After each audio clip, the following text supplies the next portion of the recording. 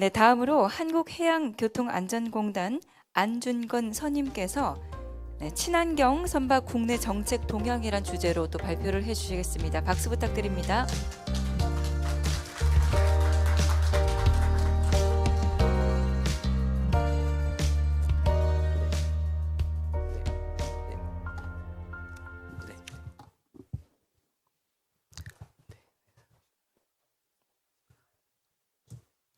알겠습니다.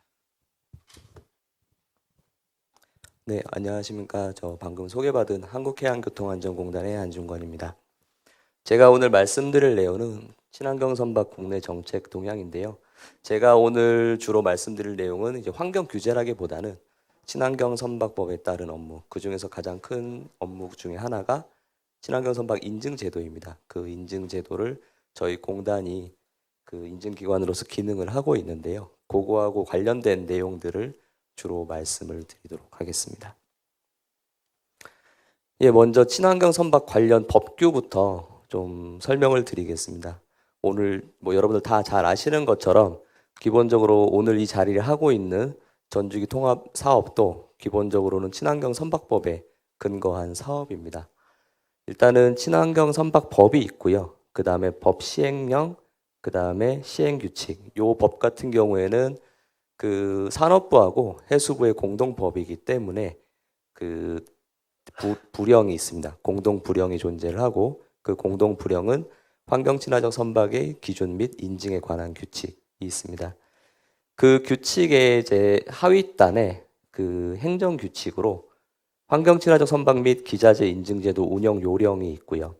그 다음에 해양 오염 저감 및 선박 에너지 효율에 관한 기술 기준이 있습니다. 요 내용이 주로 그 인증심사 평가에 대한 세부 기준이라고 보시면 되겠습니다.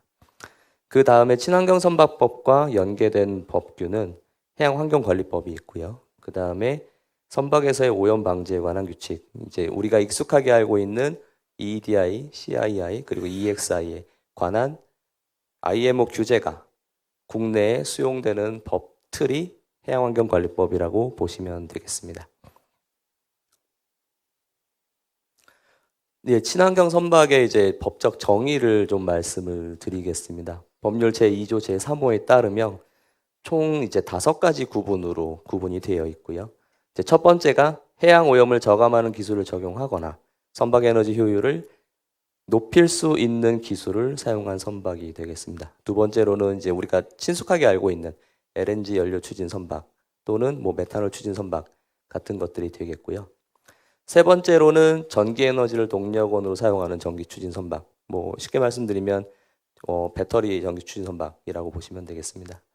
그리고 네 번째는 연료와 전기 에너지를 조합한 선박, 그러니까 하이브리드 선박이 되겠습니다.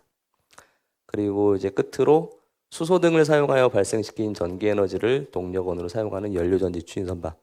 다 아시다시피 연료전지는 기본적으로 수소나 암모니아 같은 연료를 직접 연료로 활용을 하지만 사실 수소 자체를 굉장히 구하기 쉽지 않기 때문에 수소 등으로 액화 천연가스나 기타의 연료들을 수용하고 있다고 보시면 되겠습니다. 그리고 인증 규칙 안에 환경 친화적인 에너지가 별도로 규정이 되어 있습니다. LNG, CNG, LPG, 메탄올, 수소, 암모니아 그리고 여기에 나와 있지 않은 기타 연료에 대해서는 그 밖에 산업통상자원부 장관 및 해양수산부 장관이 깨끗한 해양 환경 조성을 위해 필요하다고 인정하는 에너지가 되겠습니다. 그림으로 이제 법적 정의를 좀 표현을 해본 것입니다. 이제 주로 익숙하게 알고 계신 게 이제 CO2 감축, EEDI, CII 또는 EXI를 좀 떨어뜨리는 어테인드 계산값을 좀 떨어뜨리는 기술들이 주로 이제 있고요. 그 다음에 온실가스 규제에 이제 선행해서 규제가 되었던 이제 그 황산화물 또는 질소산화물에 대한 요 기술들이 주로 이제 현재 사용되고 있는 친환경 선박 주요 기술이라고 보시면 되겠습니다. 네, 지금부터 이제 인증 제도를 말씀을 드리겠습니다. 인증 제도의 이제 목적과 활용인데요. 환경 친화적 선박의 기준 및 인증에 관한 규칙에 따라 환경 친화적 선박과 기자재에 대해서 인증 등급을 부여하는 국가 인증 제도가 되겠습니다. 이 제도는 현재 친환경 선박을 보유하려는 자에게 인증 등급을 포함한 인증서를 발급하고 국고보조금, 금융 지원 등의 혜택을 받을 수 있도록 지원을 하고 있는 제도입니다. 인증기관은 이제 법령에 따라 저희 공단이 유일하고요.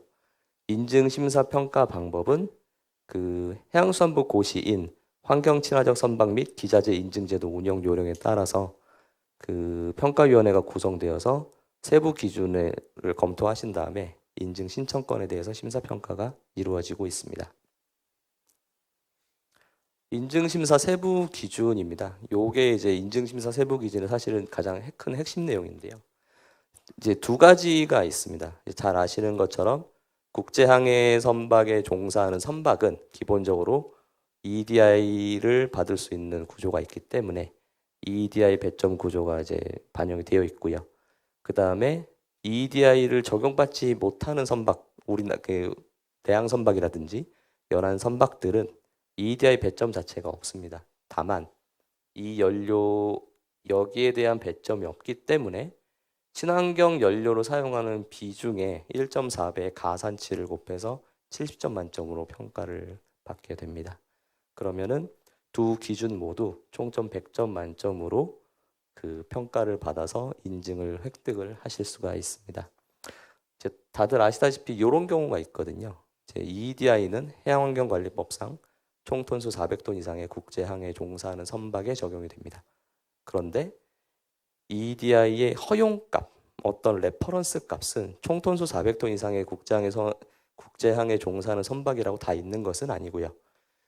그 선박에서의 오염 방지에 관한 규칙 별표 21에 따라서 선박의 그 제하 중량 톤수별로 구분이 되어 있습니다. 이제 그렇기 때문에 예를 들면 벌크선 1만 데드웨이트 이하인데 총 톤수가 400톤 이상인 벌크선이 있지 않습니까? 그럼 그 선박 같은 경우에는 EEDI에 대해서 배점을 받는 구조는 아닌 게 되겠습니다. 네, 지금 보시는 그림은 그 IMO에서 논의됐던 여러 가지 규제하고 그 다음에 친환경 선박 인증 심사에 적용되는 좀 세부 기준들을 좀 연도별로 나열을 해본 것입니다. 이제 다들 아시다시피 위에 있는 주요한 내용들은 이제 선박에서 배출되는 온실가스의 규제에 대한 내용들이고요. 밑에는 낙사하고 이제 황산화물 배출 규제가 되겠습니다. 이제 다들 아시다시피 넷제로를 향해서 온실가스 규제가 점차 강화되는 추세이고 오늘 우리는 2023년 이 자리에 있습니다. 이 자리에 있기 전에 정부에서는 친환경 선박법을 먼저 시행을 하고 그 다음에 이 법령에 따른 기본 계획인 2030 그린십계의 추진 전략이 2020년 12월 24일 날 발표가 됐습니다. 그리고 이 동법 기본 계획에 따라서 이제 오늘 이제 주로 행사를 주관하시는 사업단에서 주로 관리하시는 전주기 혁신기술 개발 사업이 2022년부터 시작이 된 것이고요. 그리고 이제 가장 최근에 발표된 거는 올해 2월 14일에 해수부에서 국제해운 탈탄소화 전략을 발표하셨습니다. 그래서 핵심적인 요지는 환경 친화적인 연료를 사용을 해서 국제항해에 종사하는 국적선대를 최대한 많이 전환을 시키겠다라는 게 주요 내용이 되겠습니다. 예, 인증제도에서 인증 신청 서류 접수부터 인증서 발급까지인데요. 요거는 이제 구분이 되어 있습니다. 위에 있는 과정은 이제 예비 인증이 되겠고요. 요 밑에 있는 과정은 본인증입니다. 그 인증 규칙상 예비 인증과 본인증이 용어가 구분이 되어 있고요. 일단은 예비 인증을 받을 수 있는 건 선박만 받을 수 있습니다. 그리고 기자재에 대해서는 본인증만 바로 할 수 있도록 되어 있습니다. 일단은 그 현재 이 제도가 주로 국고지원 사업하고 금융하고 연계가 되어 있기 때문에 맨 처음에는 이제 주로 예비 인증을 먼저 받으십니다. 선사들께서 먼저 예비 인증을 취득을 해서 그 인증서를 가지고 국고지원 사업에 지원하시거나 금융에 지원을 하시려면 예비 인증서가 있어야 되기 때문에 이제 요 단계에서 현재까지 많이 인증이 되고 있고요. 국가나 지방자치단체로부터 지원을 받은 자는 예비 인증에 맞게 본인증을 받아야 합니다. 그렇기 때문에 이 내용에 맞게 선박을 건조에 착수를 하시게 되면 결국은 이제 선박이 딜리버리 임박했을 때 선박 국적 증서가 발급된 이후에 그 똑같이 본인 인증을 받으셔야 합니다. 요 보시는 그림은 그 외항선을 기준으로 했을 때 건조 계약부터 선박이 이제 딜리버리 된다라고 했을 타임라인상 예비 인증하고 본인 인증을 언제쯤 신청할 수 있는지 그 시기를 좀 그림을 그려 본 건데요. 이제 보통은 그 건조 계약 하시고 나서 이제 키플랜 나오고 그 다음에 빌딩 스펙 나오면 그때 예비 인증을 신청을 하실 수가 있습니다. 물론 이제 요거는 무조건 건조 계약 이후에 해야 된다 그런 건 아니고요. 이제 개념적으로 그렇다라는 걸 말씀을 드리는 겁니다. 그런 다음에 이제 예비 인증 위에 보통 건조 계약부터 딜리버리까지 뭐 요즘엔 3년 정도 걸린다고 하니까 3년이라고 이제 가정을 하게 되면 선박이 인도 시점 됐을 때 이제 본인증을 신청을 하시게 됩니다. 그런데 본인증 신청 시점은 명확하게는 그 선박의 국적 증서가 나온 시점 이후여야 합니다. 요 의미는 그 선박이 건조를 하면 이제 형상을 갖추고 그 형체를 어느 시점에 인정할 것인가 그 특정 시기가 필요한데요. 그게 물론 이제 총도수 측정을 하게 되면은 선박이 어느 정도 이제 형상이 자리 잡기 때문에 그걸 볼 수도 있지만 저희는 선박 원부에 등록된 이후에 선박 국적 증서상에 선박 번호가 기재된 상태여야 이제 그걸 가지고 본인 인증을 진행을 할 수 있게 되겠습니다. 네, 요거는 그 이제 외항 선박에 대해서 인증 신청을 할 때 좀 관계를 나타낸 겁니다. 일단은 여기 보시면은 저 용선주사라고 제가 표현을 한 이유는 인증 규칙상 환경 친화적 선박을 보유하거나 보유하려는 자는 인증을 신청할 수 있도록 되어 있습니다. 거기서 이제 말하는 보유는 뭐 우리가 통상 말하는 국적 취득 조건부 나용선, BBCHP까지 포함하는 개념이기 때문에 그 이제 상법상 이게 그러니까 임대차 계약이 해당이 됩니다. 임대로 해서 보유하는 개념이 되기 때문에 용선주사가 저희 공단한테 인증 신청을 하는 구조가 되겠습니다. 그러면은 이제 현재는 이제 용선주사가 예비 인증서를 또는 본인 인증서를 발급을 받으면 그걸 가지고 이제 대주단인 금융기관, 우리나라 금융기관이면 선박금융하는 곳이 해진공을 포함해서 그 산업은행 그리고 수출입은행 그리고 기타 등등 이제 은행들의 그 대출 프로그램을 활용하실 수 있게 되어 있고요. 예. 예, 지금 보시는 그림은 그 저희가 계속 이제 많은 문의를 받는 게 내 배가 대략적으로 몇 등급이냐라는 질문들을 많이 하시거든요. 내가 어떤 기술을 적용하고 어떤 기술을 적용하는데 인증 등급이 몇 등급 정도 나오느냐라는 거를 말씀을 많이 해주셔서 저희가 이제 그 모든 사례에 대해서 일일이 확인 드릴 수는 없고요. 요거는 그냥 대표 선박을 하나를 가정을 한 겁니다. 여기 보시면은 그 15,000TEU 컨테이너 선이 LNG 연료를 쓴다라고 가정을 하고 낙스티어 3를 만족하는 엔진을 장착을 하고 EEDI의 저감률에 대해서도 최대점을 만족을 했을 때 예상 인증 등급이 얼마인가를 나타내는 겁니다. 여기 보시면은 LNG를 쓰면 이제 보통 2등급 정도 나오고요. 3등급 이상을 득하는 경우에 주로 혜택이 주어집니다. 예를 들면 국고지원금이나 아니면은 K-텍소노미에 따른 금융 지원 혜택도 그 지원 대상 근거가 인증 3등급 이상이 되겠습니다. 물론 이제 이 내용은 선박의 종류가 바뀌거나 적용 기술이 달라지거나 내가 쓰는 연료가 달라지면 당연히 등급은 바뀌게 됩니다. 예, 저희 그 인증서를 활용하는 사업을 다시 한번 좀 정리해서 말씀을 드리겠습니다. 일단 저희 공단은 해양수산부로부터 인증제도를 위탁을 받아서 운영을 하고 있고요. 그 다음에 인증서 수요는 이제 해마다 증가를 하고 있는 추세입니다. 제가 2021년부터 현재까지 업무를 하고 있는데요. 해마다 보통 2배 이상, 올해 같은 경우에는 2.5배 이상 전년 대비 그렇게 수요가 증가를 하고 있습니다. 그래서 선박 소유자, 보유자한테 저희가 인증서를 제공해 드리면 이 선박 소유권자는 이러한 프로그램에 지원을 하셔서 친환경 선박을 도입하시는 데 있어서 그 지원을 받으실 수 있는 체계가 되겠습니다. 그리고 여기 보시면은 2022년부터 한국산업은행이 그 K 텍소노미에 따라서 녹색금융을 실시하는 프로그램이 있습니다. KDB 탄소 스프레드 프로그램이라는 내용인데요. 이제 그 내용은 요 K 텍소노미에 따라서 이제 산업은행에서 지원을 해드리는 프로그램이 되겠습니다. 예, 그 이제 사업을 국고 지원하고 금융 지원하고 좀 구분을 해본 겁니다. 여기 보시면 국고 지원은 내항 선박에 대해서 건조 자금의 일부를 지원해드리는 사업이 하나가 있고요. 두 번째는 외항 선박에 대해서 지원해주는 사업입니다. 요거는 이제 해양진흥공사가 해양수산부로부터 이제 위탁을 받아서 시행을 하고 계시고요. 그 다음에 연안 선박 현대화 2차 보존 사업이라고 해서 해운조합에서 이제 관리하시는 사업이 있는데, 요거는 저희 인증서가 필수는 아니고요. 인증을 받은 선박에 대해서 우선 추천을 하도록 되어 있습니다.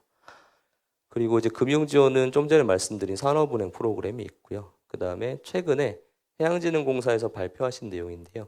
중소선사 ESG 그 펀드가 있습니다. 이거 역시 3등급 이상을 받은 선박에 대해서 좀 추천하시는 인증 추천 우선 추천하는 걸로 되어 있습니다.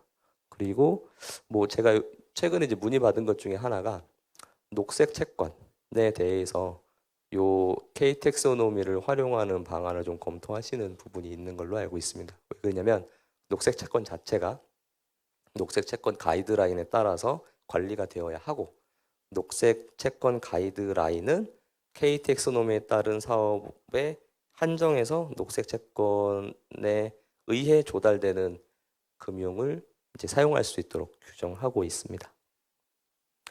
그리고 이제 한 가지 제가 녹색으로 표기를 해놨는데요. 저희 공단에서 지금 그 해수부 위탁 사업을 하고 있는 내양 친환경 인증 선박 보급 지원 사업이 있습니다.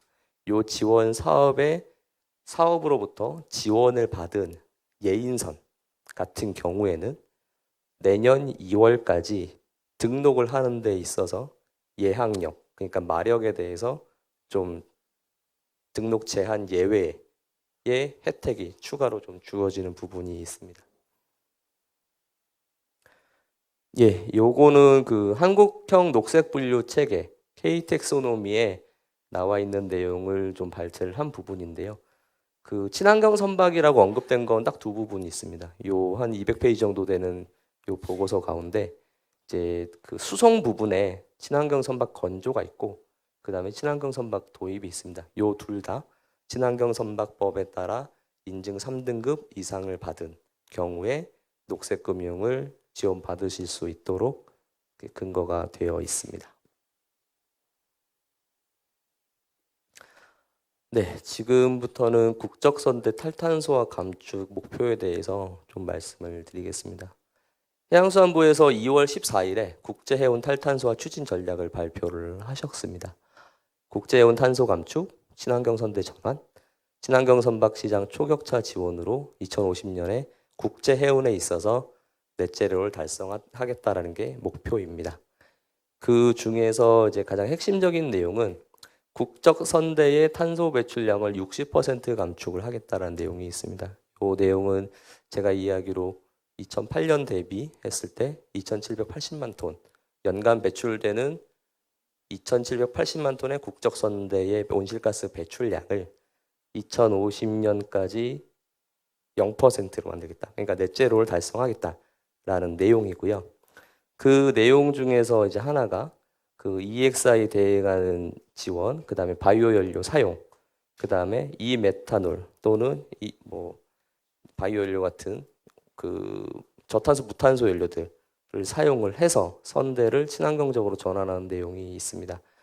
그리고 추가적으로 에너지 효율 개선을 통해서 이제 3에서 4%를 달성을 하면 2030년까지 60%의 그 온실가스 감축을 달성할 수 있다라고 목표를 설정을 했습니다. 그래서 이제 차근차근 선대들을 전환을 해서 2050년에는 완전하게 탈탄소화가 되는 게 정부의 목표가 되겠습니다. 요 그림은 요건 이제 제가 요 발표 자료 준비하면서 좀 고민을 해본 부분인데요. 오늘 이제 전주기 사업에 참여하시는 분들 대부분 참여자들께서 같이 고민해 주셔야 되는 부분인 것 같아서 제가 좀 생각을 해봤습니다.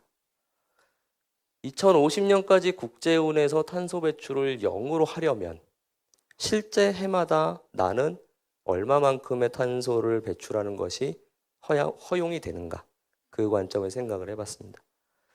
일단은 2050년에 0으로 배출한다라고 했을 때 요 합산 집약도, 요 합산 선박운항 탄소 집약도라는 거를 제가 계산을 해봤습니다. 요거는 EEDI나 CII 같은 그런 지표가 아닙니다. 개념을 말씀을 드리면 2008년에 가장 선박 온실가스 배출량이 피크를 쳤다고 했을 때 그때 기준으로 했을 때 100% 감축하는 탄소 감축 경로가 되겠습니다. 그러면 2008년에 수송 요구량이 46003 빌리언 톤마일 정도 됐고 그때 CO2 배출량은 921 밀리언 톤. 2050년이 되면 수송 요구량은 119429 빌리언 톤마일이 됩니다. 즉, 요 시나리오는 세계 경제 성장률과 무역 증가율을 반영한 RCP 대표 농도 경로 2.6 SSP 공동사회 경제 경로 2 시나리오에 기반했을 때 수송 요구량이 요 정도 됩니다. 이 요구량을 만족시킴과 동시에 우리는 CO2 배출량을 0으로 만들어야 됩니다. 우리나라 국적선대 같은 경우에는 전 세계 선봉량 가운데 한 비중이 3.5% 정도 됩니다. 뭐 해마다 좀 차이는 있지만 플러스 마이너스 2%, 0.2%포인트 차이는 있지만 대충 3.5%가 되는데요. 국적선대 수용량만 계산을 하면 1610 빌리언 톤 마일로 이제 추산이 됩니다. 그러면 국제항에 종사하는 선박들은 요 커브를 따라야 되는 거고요. 우리나라 국적 선박들은 요 커브를 따라야 됩니다. 그러면 올해 2023년에 배출이 허용되는 기준값은 어느 정도일까 생각을 해보면 제게 한 8 정도 됩니다. 예. 그러니까 우리나라 국적 선박들이 톤마일당 8g CO2를 배출을 해야 지금 이 목표를 달성을 해야 2050년에는 0이 된다는 걸 의미를 합니다. 뭐 높게 잡아서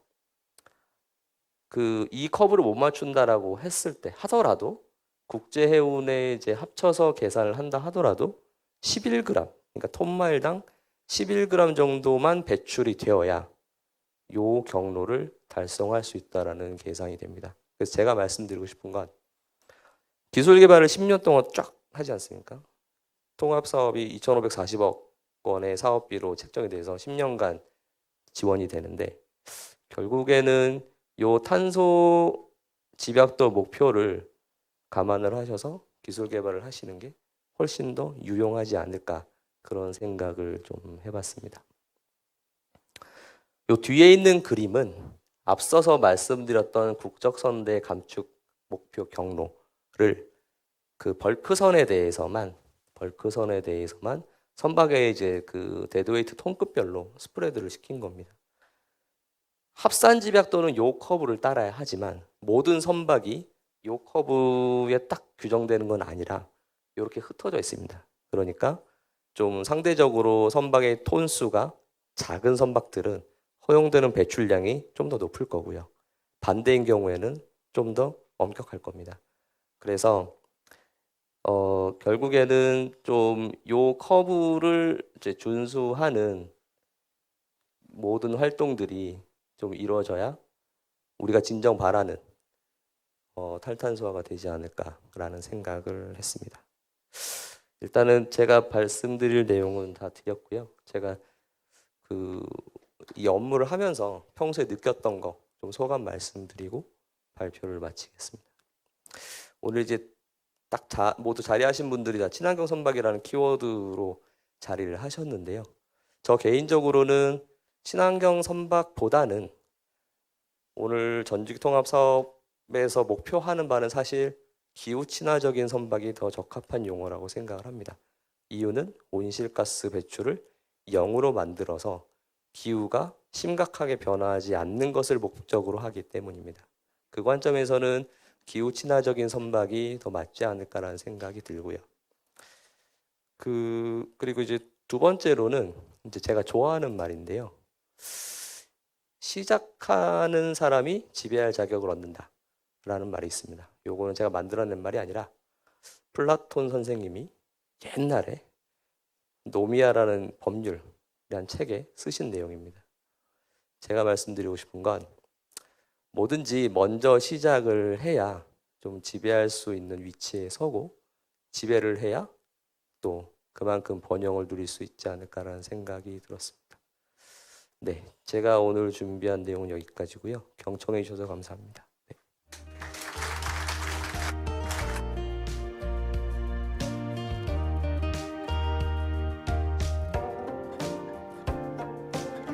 네, 감사합니다. 한국해양교통안전공단 안준건 선임께서 또 인증제도와 관련해서 또 여러 가지를 말씀을 해주셨는데요. 또 우리가 오늘 이 자리를 통해서 지배하는 자가 되기를 또 기대를 해보겠습니다.